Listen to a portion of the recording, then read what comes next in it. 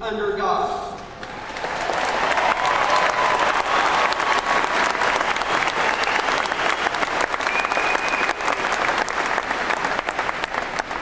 To quote C-3PO, here we go again.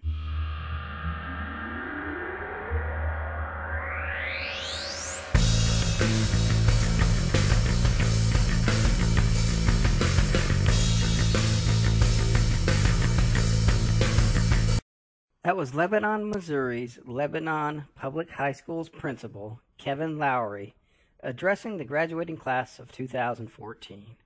He had a lot more God to spread at this, once again, public high school graduation. In fact, I would like to remind our graduates that our nation's motto is, in fact, "In God We Trust." First, was that someone in charge of education saying, "in fact," twice in the same statement? Isn't that some kind of grammatical error?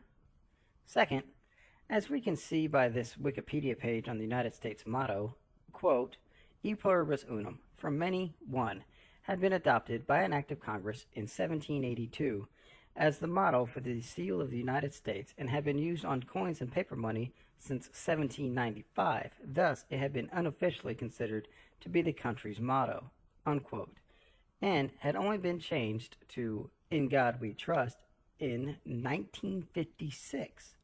This just rings with the whole "we are a Christian nation" argument, which is why I bring this up.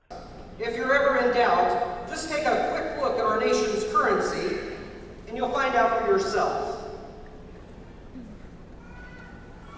Christians do like to say that money is the root of all evil.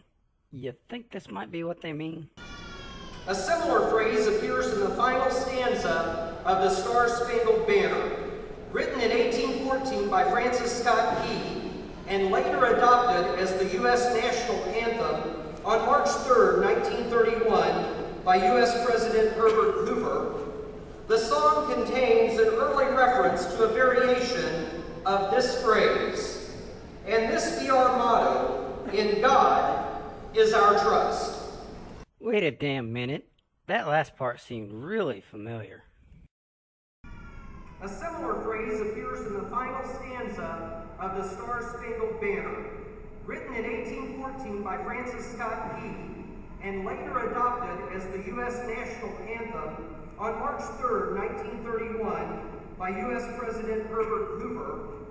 The song contains an early reference to a variation of this phrase, "And this be our motto, in God is our trust." Uh-huh.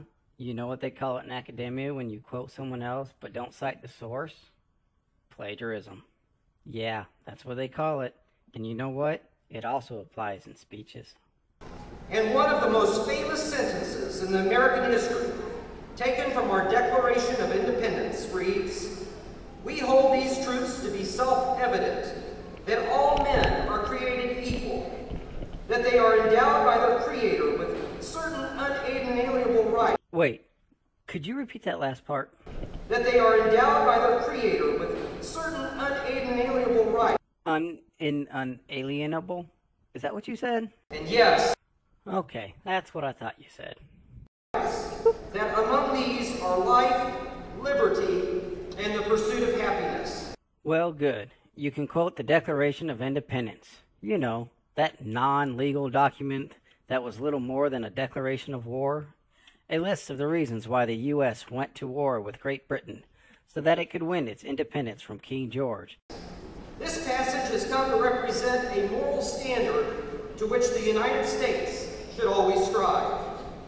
And even though God is reflected in the very fabric of our nation, we are told that it is inappropriate and even illegal to mention God at high school graduations, let alone say a prayer. That's because it is illegal. You see, you quoted a document that has nothing to do with the laws of our nation.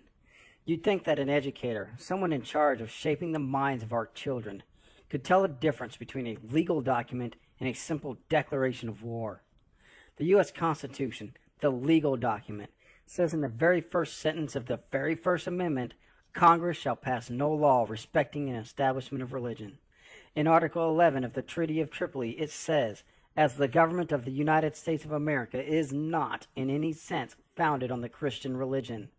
These two legal documents, both authored by founding fathers of this nation, show that they intended for religion and government to be separate. Thomas Jefferson called it a wall of separation between church and state. You know what he meant by state? He meant you, Mr. Lowery. He meant any government entity or representative should do their jobs without influence of or bias towards any religion. So while it would not be politically correct for us to have an official prayer this evening... You mean illegal, not politically incorrect. I would like for us to have a moment of silence in honor of tonight's graduates. I see what you did there, you sneaky little bastard. Thank you. And just in case you're interested... No, not really, but I'm pretty sure you're going to tell us in a very long-winded and boring way anyway. During my moment of silence, I gave thanks to God for these great students. So, you misled everybody about what you were actually doing. Yeah, that's pretty dishonest of you. Their parents, their teachers, and for this community.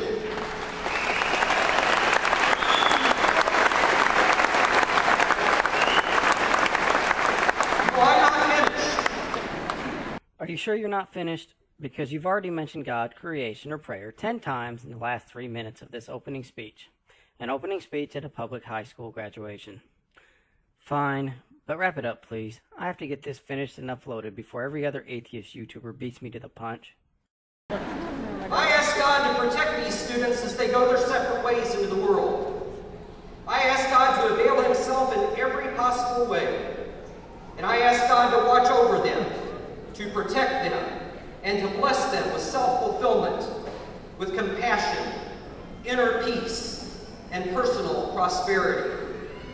Thank you for indulging the thoughts I had during my moment of silence. You're welcome. Oh, and that makes 13 religious references so far. What? You're still not finished? What the fuck? And yes, God is still important, and let us not ever forget it.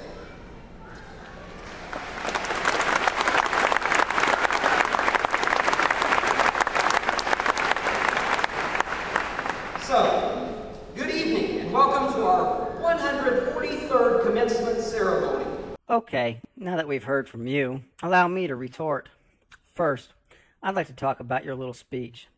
Some are saying you didn't technically violate any laws, and you know what? That's fine. While I wholeheartedly disagree with that assessment, you really didn't hurt anyone with your 3 or 4 minute rant about God. The audience seemed to like it for the most part, but we can't hear the people sitting in silent discomfort over the applause, now can we?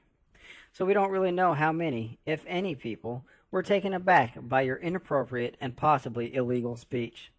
How many students you may have alienated, or how many parents grew angry at your spouting your stupid fairy tale beliefs at what is supposed to be a proud moment in their life. You should be ashamed of yourself, Mr. Lowery, which brings me to my next point. Now I want to talk about priorities, Mr. Lowery, because yours are obviously flawed.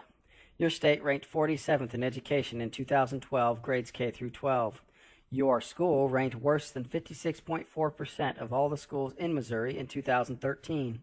This means in one of the worst states for education, yours is one of the schools bringing your rankings down.